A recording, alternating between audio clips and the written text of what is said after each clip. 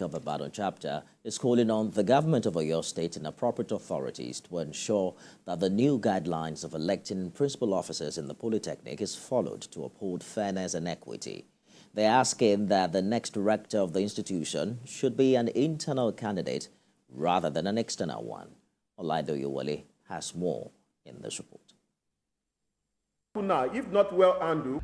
The Academic Staff Union of Polytechnics response comes in the wake of the recent announcement regarding the impending conclusion of the incumbent management tenure at the institution.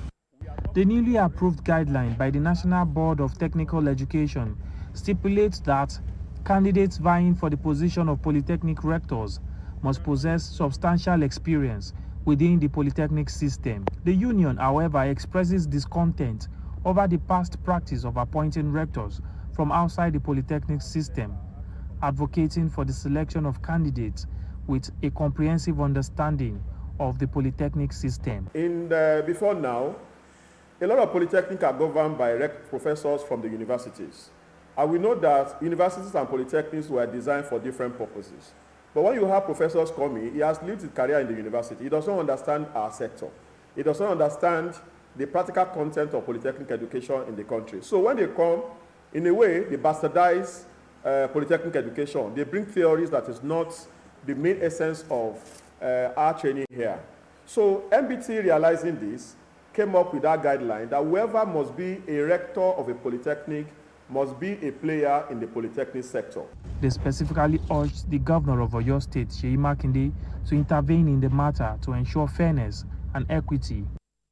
We are appealing to the management of the institution. As they are planning to place advert for the new management, we are saying and we are reiterating unequivocally that the guidelines approved by the MBT and already domesticated within the Polytechnic Ibadan. Our last council already approved that guideline. The ASUP members believe that their call for an internal candidate for the position of a rector is to ensure that the selection process aligns with the best interest of the institution and its stakeholders. Olaidoyewale, TVC News, Ibadan. The solutions to moral decadence include promoting a spirit-filled interpretation of religious teachings, fostering peace in families and communities, and improving moral attitudes.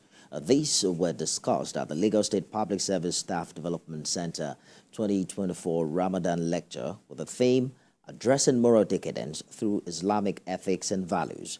Speakers at the event frowned at the gross reduction in the moral values in the society.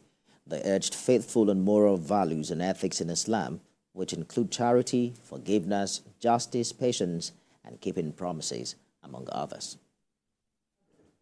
Islam essentially has been a religion that has come to instill in mankind the value of mercy, of fairness, of love, of justice and equity, of humility, and that these are the core values which, if we are all adorned by these values, we are all expected to naturally be disposed to doing things that are good. And based on these values, Islam has imposed ethics on different aspects of life. This month has a lot of reward.